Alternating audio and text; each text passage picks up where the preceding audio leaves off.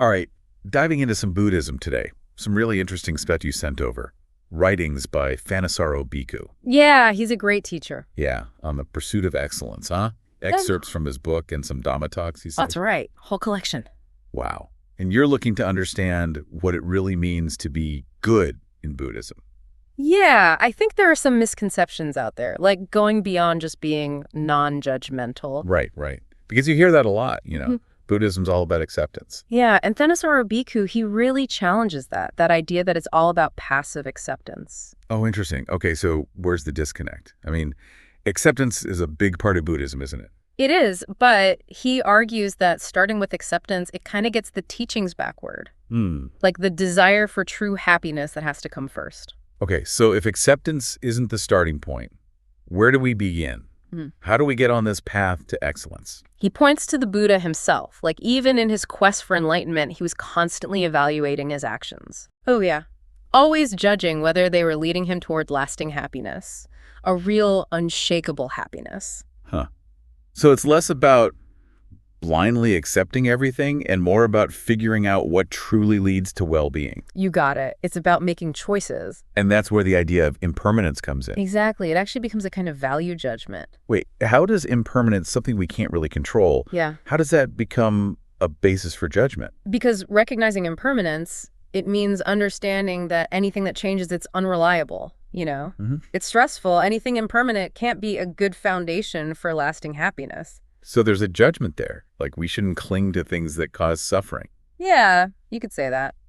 And that sets the stage for how Buddhism views excellence. Okay, so we're talking about a very different kind of excellence then. Yeah. Not like winning a gold medal or getting a promotion at work. Right, right. Like in Buddhism, that ultimate form of excellence is nibbana, the complete cessation of suffering. Right, nibbana. Yeah. It makes sense in that context. But I gotta say, nibbana, it's a little abstract, you know? I know what you mean. It doesn't exactly scream fun and exciting the way some goals do. Yeah.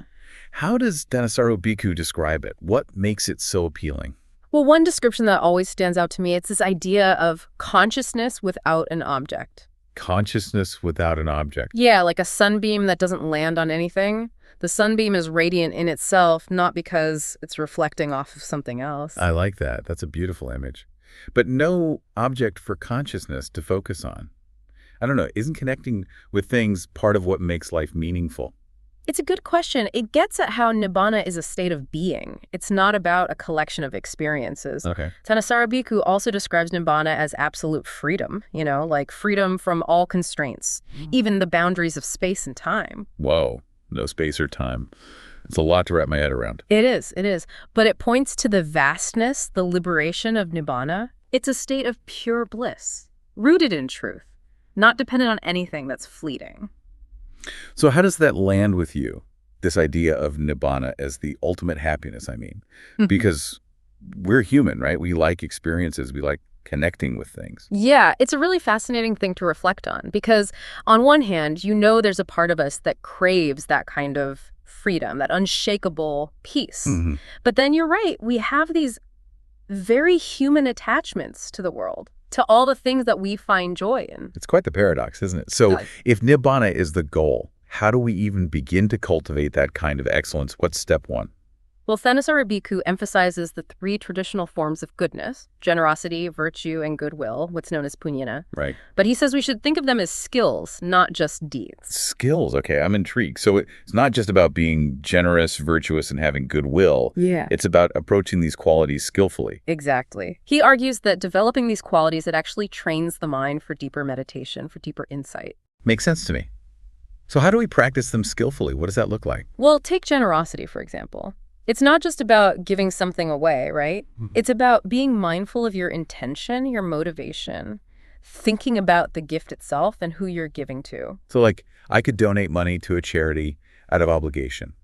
Or I could donate the same amount, but with a genuine desire to help. Yeah. Thinking about where the money's going, how it will be used. Exactly. It's that shift in intention and awareness that changes the quality of the action and how it shapes your mind. Like the difference between going through the motions and really engaging with the act of giving. Huh. Okay, so that's generosity. But what about virtue? How do you practice virtue skillfully? Well, think of virtue as more than just following the rules. It's about developing the mindfulness to uphold the precepts, even in tough situations. It's about understanding their ethical principles deeply and finding creative ways to live by them. So rather than being rigid and dogmatic, it's about being flexible and finding wise solutions. Okay. And goodwill. How does that become a skill? It's about taking that natural human kindness and expanding it, making it universal and unconditional, recognizing and resisting those subtle bits of ill will we all have, even when we're dealing with difficult people. Man, that's tough. To genuinely wish well for everyone, even those who aren't so easy to like. It's definitely challenging, but it's a practice. And as you refine that skill, your mind naturally becomes more peaceful, more compassionate, and that creates a much better foundation for meditation and deeper insight. It's amazing, isn't it, how these seemingly simple qualities, generosity, virtue, and goodwill, they can be so transformative when we approach them skillfully. It feels like they're laying the groundwork for something much bigger. You got it. Every action, every thought, it can be an opportunity to cultivate these qualities, and that directly impacts our progress on the path. So we're not just sitting around waiting for some magical moment of enlightenment. The path is right here, right now, in how we choose to live our lives. Exactly. And that brings us to another crucial element in this pursuit of excellence. Understanding how our minds can actually create suffering. Thanissaro Bhikkhu points us to Ajahn Lee, who offers a powerful image for this. Ooh, and what's that? The flame-throwing mind. The flame-throwing mind. Whoa, that sounds intense. It's a powerful image, isn't it? It is. So what did Ajahn Lee mean by that? What's he getting at? He's talking about our untamed desires and clinging, those flames of attachment, how they scorch everything they touch. We're craving things, grasping at experiences, and in that process, creating so much turmoil for ourselves and the world around us. Like we set things on fire with our own inner chaos, and then we wonder why everything feels so out of control. Exactly. And this ties back to that Buddhist concept of fabrication. Right, fabrication. That has something to do with how we create our own reality, right? Yeah. But how does that relate to the flame-throwing mind? Well, fabrication, it's the process of shaping our experience through our actions. What we do, what we say, what we think. Each action, each word, each thought. It's like a building block, It creates the reality we experience. And I'm guessing when our minds are blazing with desire and aversion, those building blocks are a lot more volatile. You got it. If greed, hatred, or delusion are driving us, the things we fabricate, they inevitably lead to more suffering. It's like those flames of attachment. They fuel the engine of fabrication. They lead us to create all sorts of unskillful states of mind. Actions that cause harm. Yeah, that's a good way to think about it. And it can manifest in so many ways. Clinging to pleasurable experiences, pushing away the unpleasant ones, getting caught up in all that anxiety and worry. Just a constant cycle, setting the world on fire with all our inner turmoil. What really strikes me is the flame-throwing mind. It highlights how interconnected things really are. It's not just about my suffering. My actions, they impact everyone and everything around me. Absolutely. It's so easy to get stuck in that self-centered view, my pain is my problem. Yeah. But the Buddhist teachings, they remind us that our actions have ripple effects. They do. The way we conduct ourselves, it creates harmony or discord in the world. Hearing you say that, I can't help but think about all the times I've added fuel to the fire with my own negativity. Makes you wonder about the ripple effects, doesn't it? It really does. And I think the sources you shared, they offer some good guidance on how to start cooling those flames. Okay, so let's get practical here. My mind's a flamethrower. What are some concrete things I can do to put out the fires? Well, the most fundamental practice is simply cultivating awareness. Noticing those flames as they flare up. Okay. Pay attention to the desires and aversions, the things that are fueling the fire. So, first, awareness.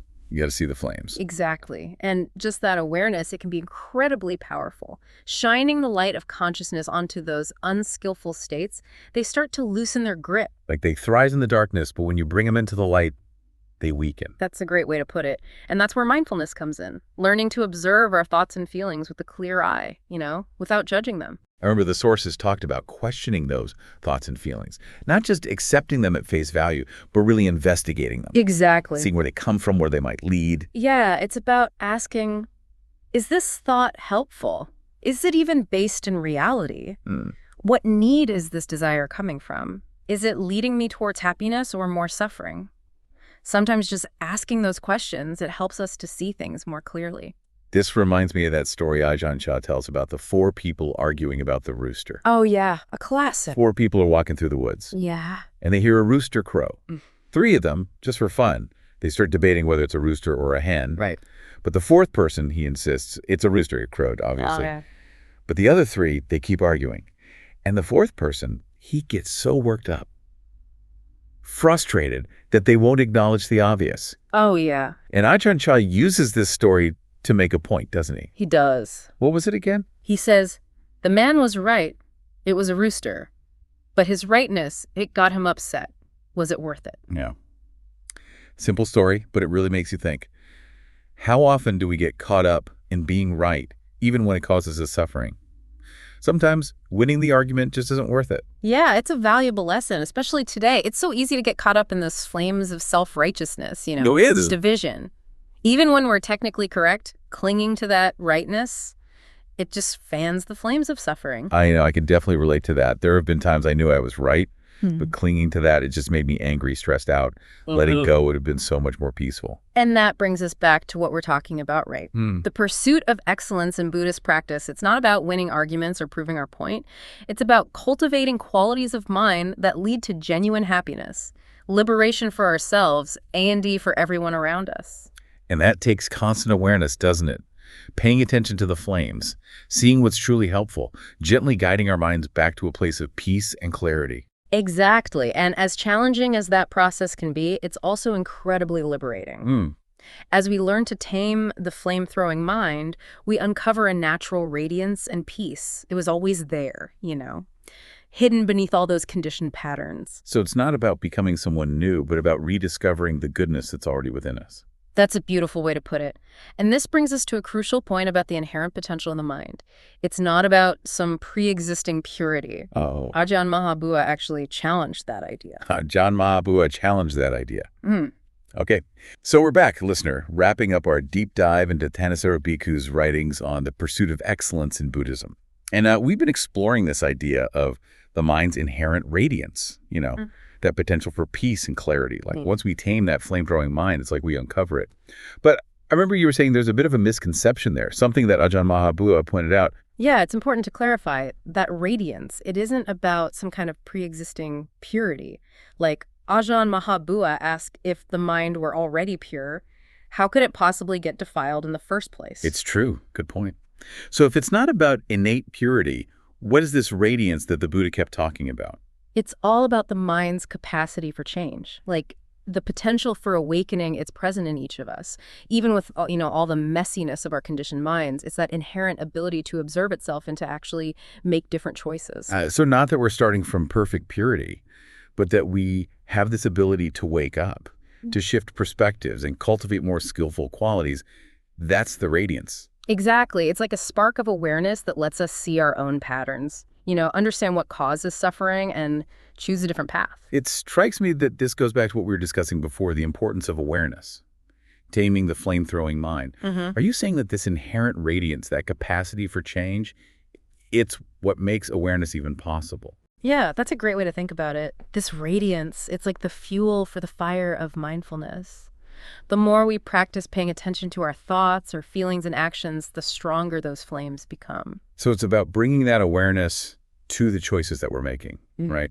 Recognizing that we're not just reacting to the world, but actually shaping our experience with each decision we make, big or small. Absolutely. And that's where things can get a little tricky, because so many of our choices, we make them unconsciously. Unconsciously, yeah. We're on autopilot, driven by habits and conditioning that we're not even aware of. That's like that analogy we were using, that big corporation. Nobody knows who's really making decisions. Everything's just happening. It feels so automatic, like we don't have a say.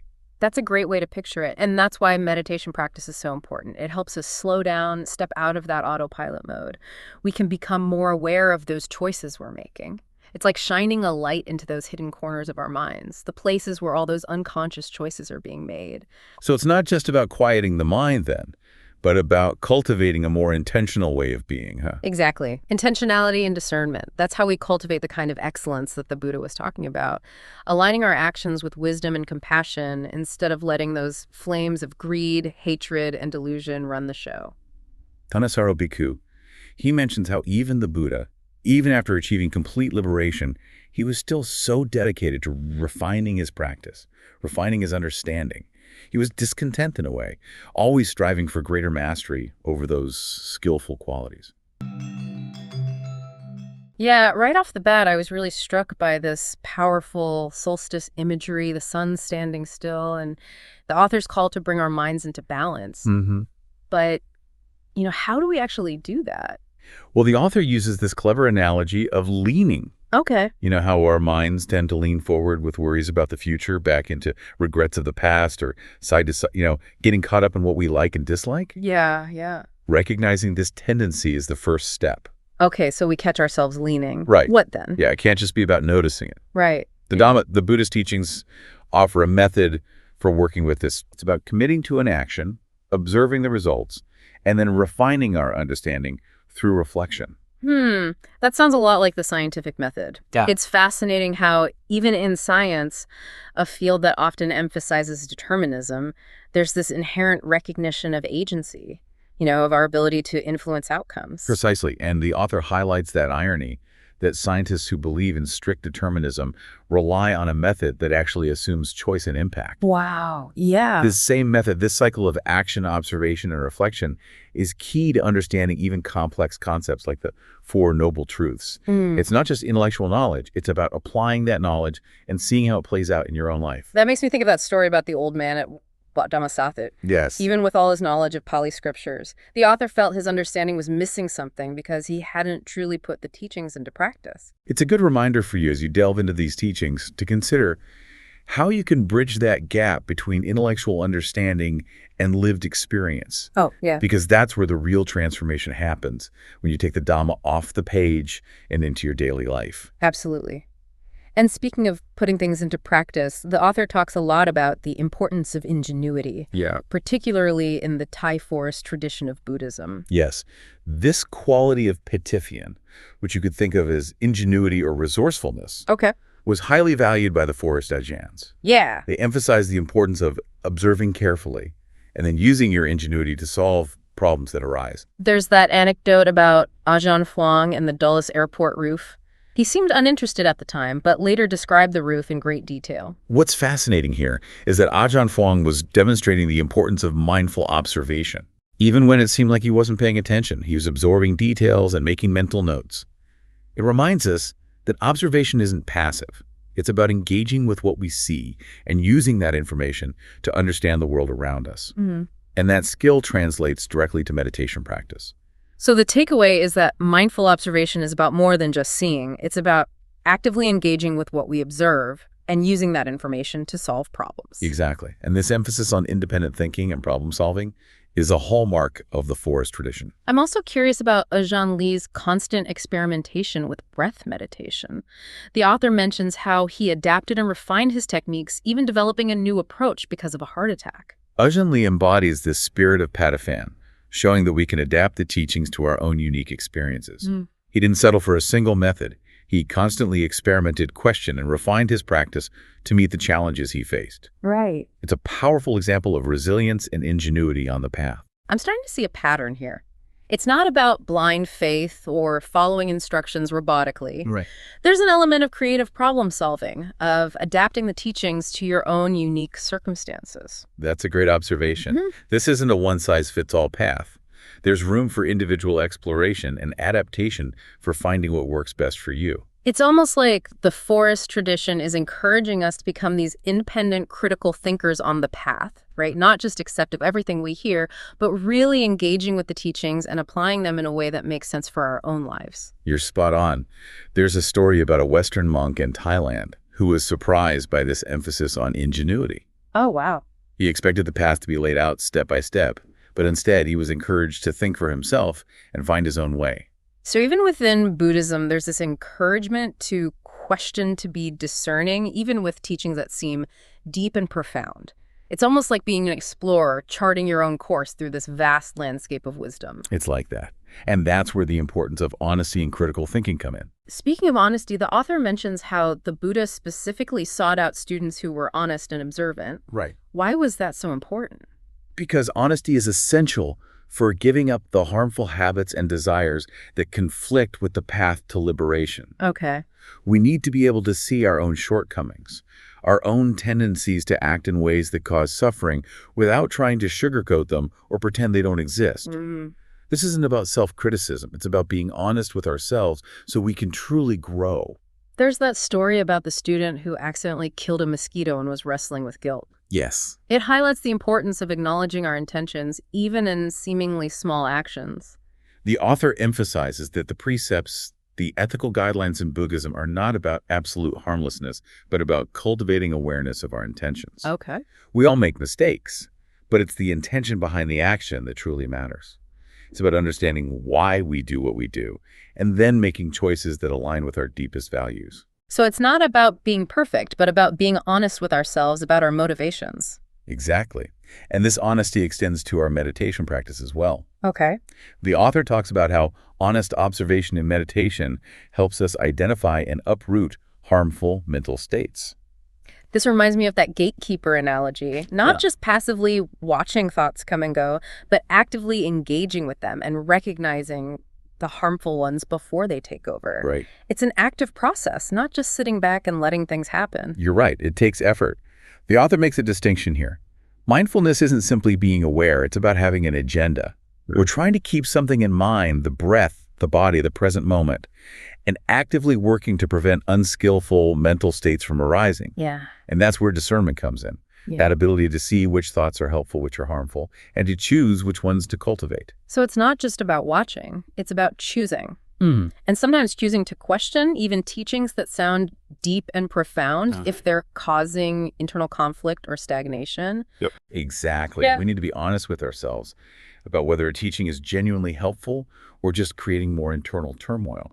That's why testing the teachings, seeing what results they produce in your own life, is so crucial. It's like we're building this inner compass, this sense of what feels true and right, and using that to guide us on the path. That's a great way to put it. As we continue this deep dive, we'll explore how this inner compass, this independent self, rooted in skillful action and discernment, can lead us toward lasting freedom and happiness. And that idea of an independent self, that inner compass you mentioned, is particularly relevant when we talk about dealing with mistakes. You see, the Buddha himself acknowledged his own mistakes. So refreshing. So many traditions present their founders as infallible, Right. which can make it hard to relate to, like how can I ever measure up to that? Right. The Buddha's willingness to acknowledge his humanness creates a framework for learning and growth, rather than one of punishment or self-condemnation. And because he went through this process himself, he provides a practical and compassionate way to navigate those inevitable missteps. So how does the Buddha recommend dealing with mistakes? I know there's a lot of talk about karma and its consequences. It's important to understand that the Buddha identified two extremes to avoid. One is denying that our actions have consequences, leading to a lack of accountability. The other is believing that any mistake, no matter how small, warrants harsh self-punishment. So it's about finding a balance, Yes. a middle way between those extremes. Precisely. It's acknowledging the consequences of our actions while also recognizing the potential for change and growth. The Buddha encourages cultivating goodwill, compassion, and equanimity, both towards ourselves and others. That makes sense. It's like swinging between apathy and self-flagellation, neither of which seems particularly helpful for growth. And that's where the concept of opa comes in, which can be translated as compunction or concern for the consequences of our actions. It's the opposite of being callous or indifferent.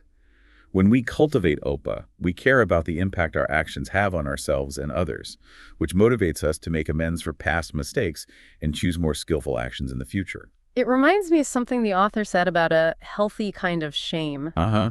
which sounds almost paradoxical. Yes, it's not the shame that makes you feel worthless, but rather a sense of wanting to uphold your own standards, to act in ways worthy of respect. The author points out that this healthy shame is the opposite of shamelessness, not caring about the impact of our actions. It's the kind of shame a proud person might feel when they've acted in a way that contradicts their values. Exactly. It's a motivating force for positive change. And speaking of positive change, remember that story about Angulimala, the serial killer who transformed his life under the Buddha's guidance? That story always gives me chills. It's a powerful example of how even with a heavy karmic burden, genuine change and liberation are possible. It's not about erasing the past. It's about recognizing the power we have to shift our course and create a better future. And that brings us back to the importance of skillful agency. But isn't there a contradiction between taking action and the idea of non-doing? Yeah. Which is often emphasized in meditation. I've always been a bit confused by that. It's a common misunderstanding. While there may be a point in advanced practice where the perception of not self is applied to let go of everything, we can't start there. Yeah. We need to cultivate a provisional sense of you as the agent, the one responsible for taking action and making choices on the path. Okay. It's like needing a driver to get the car moving before you can reach a destination where the driver isn't needed anymore. So there's this paradox. Yes. We need a sense of self to get us to a place where the self is no longer a hindrance. Yes. And this sense of agency is actually a source of joy and fulfillment. The author mentions a study where psychologists observed that infants experience a surge of happiness when they discover they can perform an action and produce a desired result. Like, I did that. It's that sense of mastery and competence that brings delight. Exactly. And that kind of joy can be a powerful motivator. Absolutely. Instead of seeing effort as burdensome, we can embrace it as an opportunity to cultivate skillful qualities and create a more fulfilling life. It's this bright comma actions that lead to the end of suffering that we're aiming for. So it's about understanding the power of our actions and using that understanding to shape our experience. It's about becoming conscious creators of our own destiny. And that process of creation requires honesty, both about our mistakes and our successes. It's also where our inner critic comes into play. The author received a letter from someone who just wanted their inner critic to shut up. I think we can all relate to that. It can be so hard to quiet those negative voices in our heads. But silencing the inner critic entirely isn't the solution. We need that critical voice, but it needs to be trained by the Dhamma. What do you mean by trained by the Dhamma? It's about shifting from harsh judgment and self-condemnation to skillful and compassionate guidance. We need to be able to see our shortcomings without being overwhelmed by guilt or shame. Okay.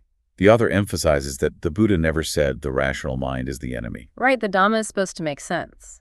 If something doesn't make sense, we should question our understanding, not reject the teachings outright. Exactly. And that questioning, that willingness to engage with the teachings in a way that challenges our assumptions is crucial for cultivating a truly liberating practice. It's about finding that sweet spot between accepting what resonates and questioning what doesn't have, remembering that the ultimate goal is to end suffering. So we need this balance, acknowledging our agency, but also understanding the limits of self. It's like we're building this skillful inner critic one that can offer guidance without crushing our spirit. And building that skillful inner critic ties into this fascinating concept. The author keeps returning to the independent self. Now, I know what you're thinking isn't Buddhism all about no self, Right. but it's more nuanced than that. Right, because if there's truly no self, how can we talk about taking responsibility for our actions? How can we cultivate anything without some sense of who's doing the cultivating, Philman? It's a question that's always tripped me out. It's a question that's been debated for centuries. The author's point is that while ultimately there's no fixed, unchanging self, we still need a provisional sense of self to function in the world. It's like needing a raft to cross a river. You use it to reach the other shore, but once you're there, you don't need to carry the raft around anymore. That's a helpful analogy. So this independent self isn't about clinging to ego or becoming self-centered. It's more about cultivating a sense of inner strength and resilience, that inner compass we were talking about earlier. Exactly. It's about recognizing that true well-being can't solely depend on external factors, other people, favorable circumstances, winning the lottery. Those things come and go. We need to cultivate a source of goodness that comes from within something that can weather the ups and downs of life. This makes me think of that image the author uses, the salt crystal dissolving in the vast river. If our minds are expansive, not fixated on our narrow concerns, then the impact of painful experiences is lessened, just like the saltiness becomes imperceptible in a huge body of water. Beautiful image, right? Yeah. That expansiveness, that ability to hold difficulty without being overwhelmed by it, is one of the fruits of cultivating an independent self. So it's not about denying interdependence, our connection to everything and everyone around us. It's about balancing that with a sense of inner strength and responsibility for our own actions. Precisely. And the author points out that this independent self is not some fixed entity. It's something we cultivate through practice. It's like we're training three different aspects of ourselves: the self as agent, the self as consumer, and the self as commentator. Okay, break that down for me. The agent, the consumer, and the commentator. Think of it like this. The consumer is driven by desires. We learn to refine those desires to want things that truly support our well-being. The agent is the one who takes action. So we work on developing skillful qualities like generosity, patience, wisdom. And the commentator, that's our inner critic, which we train to be both honest and encouraging, guiding us towards wise choices without being overly harsh or judgmental. It's like we're creating a more harmonious inner team where each member is working together to support our overall growth. That's a great way to put it. And that inner harmony is essential for navigating the challenges of the path. Remember, the author cautioned against believing we're powerless, that our lives are just a product of fate or circumstances. It's like that analogy of the raft. If you get on the raft but jump off immediately, you'll never reach the other shore. We need to stay on the raft, keep paddling, keep putting in the effort. Yes. And that effort, that skillful use of agency, is not something to fear. It's actually a source of joy and empowerment. As we develop our capacity for skillful action, we naturally experience greater freedom. The freedom to create the life we want, both for ourselves and others. It's this bright comma, the comma that leads to the end of suffering. So we're not just passengers on this journey. We're active participants co-creating our own experience. And that's incredibly empowering. It is. And through this active engagement, we move towards the ultimate goal of liberation, the complete cessation of suffering. The author reminds us that this isn't some distant, unattainable state. It's something we can experience here and now as we deepen our understanding of ourselves, our minds, and this interconnected reality we're all a part of. I love that liberation here and now. It's not about escaping the world, but about transforming our relationship to it, finding freedom within the midst of it all. Exactly. Yeah. So as you reflect on these teachings, consider how you can cultivate that independent self. The self grounded in skillful action, a discerning inner critic, and a deep understanding of our interconnectedness. It's through this cultivation that we pave the way for true and lasting liberation. Wow, this has been quite the deep dive. I feel inspired and also a bit overwhelmed, if I'm honest. There's so much to contemplate, to practice, to weave into my life. That's the beauty of the Dhamma. It's a lifelong journey of exploration and discovery. You don't have to do it all at once. Start with what resonates, what feels most alive for you right now. That's good advice. Thanks for guiding us through this incredible material. It's been my pleasure. Remember, you have everything you need within you to find that balance, that lasting happiness we've been exploring. It's just a matter of cultivating it step by step. What's fascinating to me about what you've chosen is that it seems like you're really looking for those practical ways to bring these Buddhist teachings, especially mindfulness, into everyday life. Yeah, for sure. It's not just about theory, right? Right. I want to see how it works, like on the ground. Exactly. It seems like you're drawn to how Ajahn Suwat really bridged that gap between the monastery and like just the everyday world. So let's just get to it. One of the first things that jumped out at me was this whole idea of self-reliance. Yes. Like he was really emphasizing that. Self-reliance. Ajahn Suwat really hammered this home. He really wanted people to understand that each of us is responsible for our own practice and development. And he wasn't afraid to use some pretty strong language Oh, yeah, he definitely did. to make that point. He did. He has that memorable quote where he says, "We're not here to get other people. We're here to get ourselves. If other people come and they like the way we're practicing and they want to practice too, we're happy to have them join us. But we're not going to change the Dhamma to attract people, to get other people, because if you do that, you lose yourself." Wow. That's powerful. And it might seem kind of counterintuitive at first, but this whole focus on getting yourself, it can actually lead to deeper, more genuine connections with others Right. who are on a similar path. It's not about isolating yourself. Right. It's about building a solid inner foundation. Yeah, it reminds me of that idea of Ahimsa being your own mainstay. You can't rely on someone else to, meditate for you or do your push-ups for you. But how does this idea of self-reliance relate to the Buddhist concept of not self? Oh, that's a great question. Is that a contradiction? It's not a contradiction. No, not at all. Because you see, in Buddhism, clinging to a fixed idea of me or myself, that's actually seen as the root of a lot of suffering. Okay. Self-reliance, in this context, means taking responsibility for your actions and choices without getting trapped in that illusion of a separate, unchanging self. So it's about recognizing that, while we are responsible for our own development, we're also interconnected with everything and everyone around us. Exactly. We're not separate islands. We're not separate islands, yeah. It's about finding that balance between personal responsibility and understanding the interconnected nature of reality.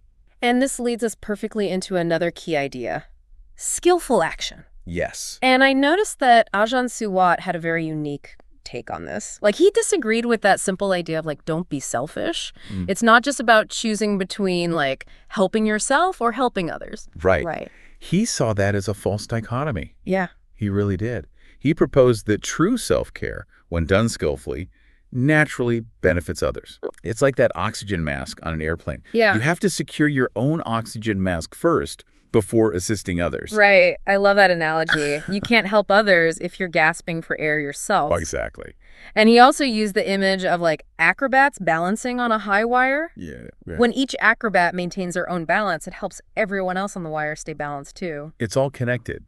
And what's interesting is that he connects this idea of skillful action to a deeper understanding of the Buddhist teachings on suffering, craving, and the path to liberation. Right. It becomes an expression of your practice, not just some set of rules to follow. Right. So it's not just about being nice on the surface level, but about like embodying a way of being that comes from a deeper understanding of the nature of reality. But how do you maintain this inner balance, this skillful action, when the world feels like it's constantly in chaos? Ooh, that's where we get into some of the deeper aspects of Ajahn Suwat's teachings.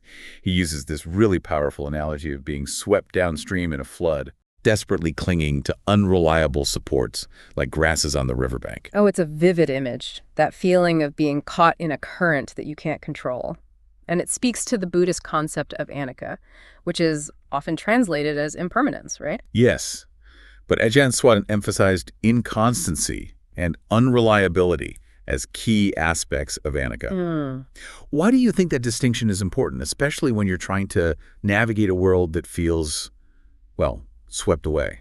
Because it's not just that things change, it's that you can't find true security by clinging to anything in this constantly changing, unreliable flow. Right. It's like trying to grab onto water, it just slips through your fingers. Exactly. And to illustrate this point, Ajahn Suwat often used this story of King Karavya. Okay. This king, he had everything, wealth, power, even superhuman strength. Wow. Yet he was still tempted by the idea of conquest, even while acknowledging the fleeting nature of life. It's like that story was highlighting how even with all those worldly advantages, he couldn't escape aging, sickness, and ultimately death. Right. He couldn't take any of it with him. So if we can't find true refuge in those fleeting things, where do we turn? This is where the Buddha points us to the triple gem. The Buddha, the Dhamma, and the Sangha. Okay. Not as some external saviors, but as guiding principles and a supportive community that can help us navigate this swept-away world. It's like finding a more stable raft to navigate the river. Yes. Rather than grasping at those flimsy reeds along the bank. Exactly. And this is where the idea of the 4 jhanas comes in, right? Yes. Ajahn Lee, one of Ajahn Suwat's teachers, talked about mastering these 4 jhanas. These are states of deep meditative absorption that can help create an island of stability amidst the currents of life. So it's like this deep inner stability provides a foundation from which we can act skillfully and not get totally swept away by the chaos of the world. But how do we actually bring this into our everyday lives? Well, that's where Ajahn Suwat gets really practical. Okay. He emphasizes bringing daily life into the practice. Okay. Rather than the other way around. So it's not about trying to squeeze meditation into an already busy schedule, but about letting the practice inform how you live every moment. This seems like a good place to pause for now. Indeed. There's much more to explore. Picking up where we left off, Ajahn Suwat really emphasized upholding the precepts. Okay. Even when the world around us is kind of pressuring us to compromise. You know? Yeah. That's where healthy shame comes into play, right? Yes. It's not about feeling bad about yourself, Right. but about aligning your actions with the standards of those you deeply respect. The noble ones, as they're called in Buddhism. But it's interesting, though, how do you maintain those standards in a world that's constantly like tempting you to stray from them? Well, Ajahn Suwat outlined several key principles. Okay. The first is sensory restraint, Okay.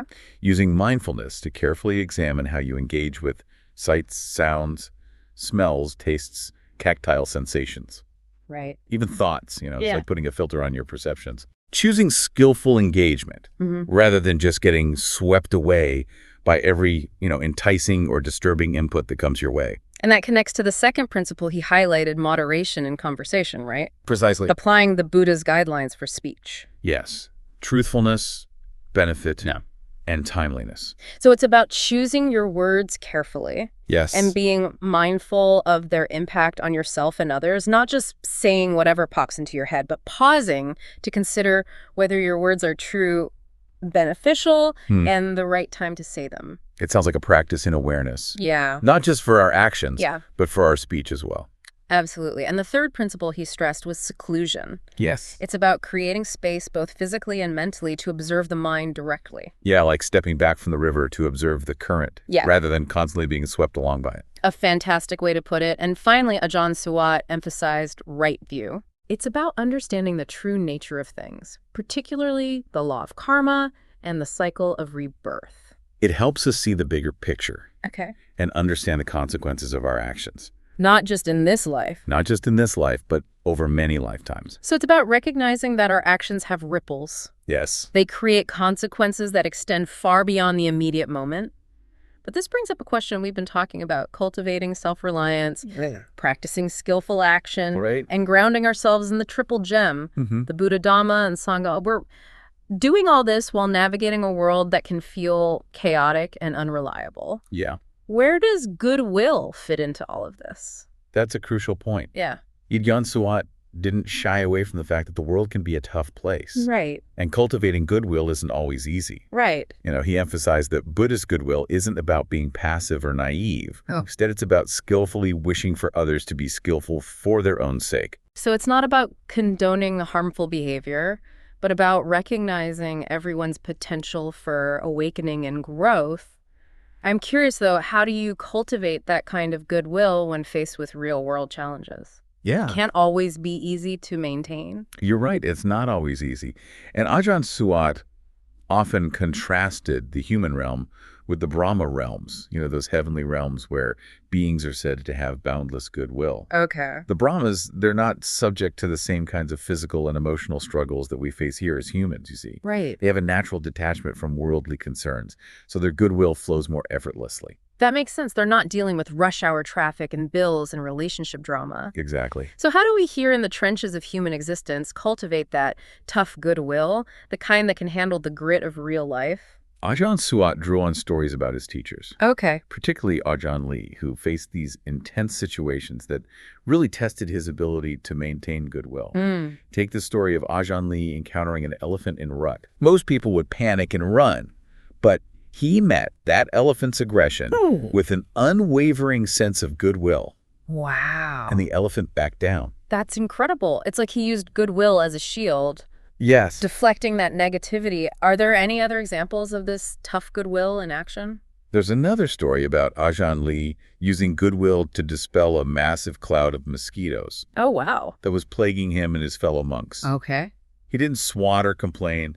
He just radiated goodwill, and the mosquitoes dispersed. So it seems this tough goodwill is a real tangible force, not just a sentiment, but something with the power to change situations. Yes. But it can't be just about being a doormat for people to walk all over, right? Yes. Where do boundaries fit into this? You raise a really important point, and Ajahn Suwat was very clear that this boundless goodwill doesn't mean you have to be a pushover. Okay. He understood the need for boundaries and discernment within that goodwill. So you can be firm and compassionate at the same time. Absolutely. Setting limits is sometimes the most skillful way to express goodwill. Exactly. There are times when drawing a boundary is the most skillful and ultimately the kindest thing you can do, Okay. both for yourself and the other person. Yeah. But let's shift gears a bit. Okay. We've been talking about these incredibly powerful practices and principles, Right. but one of the biggest challenges for anyone on a spiritual path is maintaining motivation and mental strength over the long haul. Yeah. It's one thing to have an initial burst of enthusiasm, but how do you keep going when things get tough or you hit a plateau? That's such a real challenge. You see it all the time. People start a new practice with a lot of energy, and then after a while it fades. So how do we avoid that? How do we become those long-distance meditators who can keep going through the ups and downs? Well, Ajahn Suwat emphasized a few key practices. Mhm. First, remember the image of the long-distance runner. It's about pacing yourself, sticking with the practice through the inevitable challenges. Okay. Ajahn Fuang, one of Ajahn Suwat's teachers, put it beautifully. The practice is small, but you have to do it consistently. So it's not about grand gestures or striving for some dramatic breakthrough. Right. It's about the steady, day after day commitment to showing up and doing the work, Yeah. even when you don't feel like it. That's a key takeaway. It's also about establishing and maintaining mindfulness, using the breath as an anchor to bring you back to the present moment over and over again. Right. Ajahn Suwat described it as a lifeline in the swept-away world. Mm-hmm. It's about learning how to talk to yourself skillfully, finding that balance between gentleness and firmness, encouragement, and discipline. It's like being a coach for your own mind. Yes. Knowing when to push and when to offer support and encouragement. Is there anything else Ajahn Suwat highlighted as essential for maintaining that long view perspective? Yes. He used this really interesting analogy of meditation as a stakeout. Okay. He compared the practice to police officers watching a criminal hideout. They have to be patient, observant, and ready to spot any signs of activity.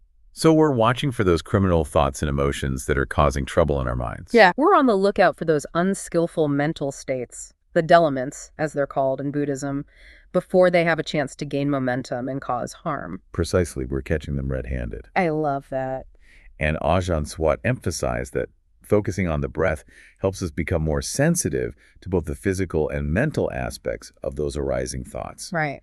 We're not just watching thoughts as abstract ideas, but noticing how they feel in the body. That's so important. We often try to think our way out of difficult emotions, but Ajahn Suwat was pointing to the power of noticing how those thoughts and emotions manifest in the body. Yes. Like if you're feeling anxious, where do you feel it is? Your chest tight? Is your stomach in knots? Bringing that level of awareness can be incredibly helpful. Yes, and he describes a technique he calls zapping, using breath awareness to dissolve the tension that accompanies an arising thought before it fully forms. Okay. It's like cutting off its energy supply before it can build its fortress. I love that image. It seems like Ajahn Suwat was emphasizing that we have more power over our thoughts and emotions than we often realize. Yes. We're not just victims to whatever arises in our minds. Exactly, and this leads to a really profound point. The recognition that our moods, even though they can feel so deeply personal and real, Okay. are actually fabricated just like thoughts. Wait, are you saying that our moods aren't really us? That sounds a little strange. Yeah. Don't we create our moods? That's where the concept of not self comes in again. Okay. We tend to get so caught up in our moods, especially the negative ones, Right. that we forget they're not inherent qualities of who we are. Right. We roll around in bad moods, as Ajahn Suwat put it, Yeah. even though we know they're causing us suffering. Yeah. It's like we're possessed by them, Right. rather than choosing how we want to feel. That's a great way to put it. So if moods are just fabrications like thoughts, how do we start creating the unskillful ones? This is where understanding the 3 types of fabrication in Buddhism can be helpful: bodily, verbal, and mental. Okay, break that down for me. How do those relate to our moods? Well, bodily fabrication is about how we use the body, Okay. our posture, our breath. How we move verbal fabrication is our inner and outer speech, the thoughts we think, and the words we say. Okay. And mental fabrication is about our perceptions, feelings, and intentions. Okay. It's how we experience and respond to the world. So our moods are actually a combination of all 3. Yes, They're not just mental, but have physical and verbal components as well. exactly. And this means that we can use all 3 to shift our moods. Okay. By changing how we're using the body, what we're saying to ourselves, and how we're perceiving the world, we can create the conditions for more skillful moods to arise. It's empowering to realize that we're not just at the mercy of our moods. No, We can intentionally shift them. Yes. This has been such an insightful conversation, but it seems like a natural point to pause and let our listener digest all this wisdom. We'll pick back up in part 3. Yeah, I look forward to it. Picking back up on this deep dive into the teachings of Ajahn Suwat, I'm still really struck by this idea that we can intentionally shift our moods. It is empowering, isn't it? Yeah. To realize that we're not just victims of our emotions. We actually have some agency there. Yeah, we can shape them. And Ajahn Suwat often pointed to a specific practice that can be particularly helpful in this process of cultivating more skillful moods: Okay. mindfulness of death. Now, that might sound a little morbid to some people, but I have a feeling he wasn't just suggesting that we just dwell on our mortality. No, not at all. He presented mindfulness of death not as a way to get all doom and gloom, but as a powerful motivator Okay. to cultivate skillful mental states right now. Because who wants to die in a bad mood, right? Exactly. If we can face death with a clear and peaceful mind, we can certainly face the challenges of daily life with a bit more equanimity. Yeah, it kind of helps to put things in perspective, right? Yeah, it does. And prioritize what truly matters. So it's a reminder that this life is precious and that every moment is an opportunity to practice, to make choices that align with our deepest values. And it's not just about our own peace of mind either, right? No, it's not. It's about recognizing that our state of mind impacts everyone around us. It ripples out. The more we can cultivate those skillful qualities like patience and kindness and compassion, the more we contribute to a more harmonious world. That's beautifully said. So as we wrap up this deep dive into the teachings of Ajahn Suwat, I'd love to hear what stands out to you the most, like what really resonated. What struck me most is this emphasis on personal responsibility. Okay. The idea that we are the architects of our own experience. We have the power to choose how we perceive the world, how we respond to challenges, and ultimately what kind of qualities we cultivate in our minds. And that's not to say it's easy. Right. Ajahn Suwat wasn't offering some, easy, feel-good pass. No. He talked about tough goodwill, mental discipline, and the commitment to sticking with the practice even when it's difficult. Yeah, and that really resonates with me as well. Like there's a sense of groundedness and realism in his teachings, Yeah. It's not about escaping the messiness of life, but about meeting it with wisdom and compassion. Yes. Well said. You've given us so much to think about. It's been a pleasure exploring these teachings with you. As you go about your day, consider this. How can you cultivate that tough goodwill in the face of challenges and make the choice for inner discipline moment by moment? Remember, it's a journey, not a sprint, and every breath is an opportunity to practice. Until next time, happy diving.